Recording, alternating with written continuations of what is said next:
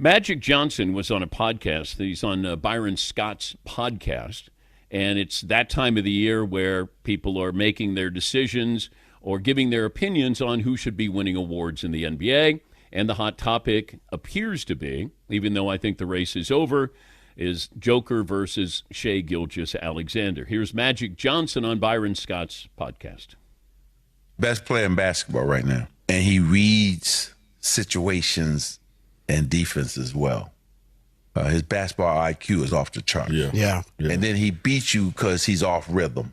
He's not one of the best yet, but he is up there. And the only thing he can't do like Kareem could do is dominate on both ends. Right.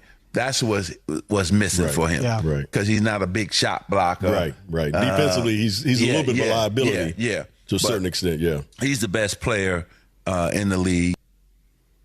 So that's Magic on Byron Scott's Fast Break podcast.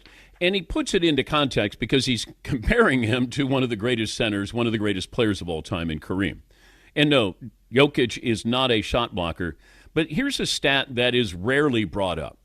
And to be honest, when you talk about players, how many MVPs were great defenders, good defenders? When's the last time somebody said, man, that Shai Gilgeous-Alexander, he can lock you up? I haven't heard it, but I don't think that should factor in. If you're really good, you're unbelievable scorer. I do believe he's unstoppable. Your team is playing great. He's going to win the MVP. There was a real push for him last year.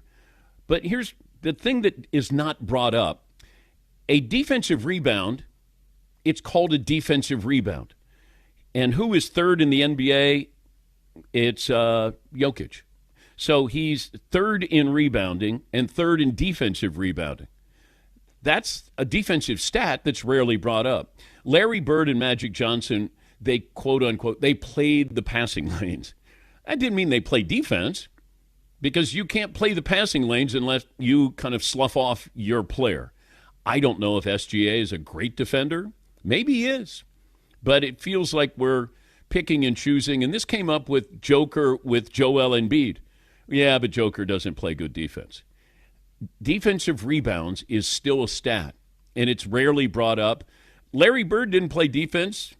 I don't know too many people back then who go, yeah, but Larry can't play defense. Okay. Magic couldn't play defense. Kobe played defense because Michael Jordan played defense. I mean, how many MVPs were like Michael Jordan?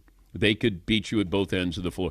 I don't know if Karl Malone was a great defender. I think he was on the first or second team all defensive team.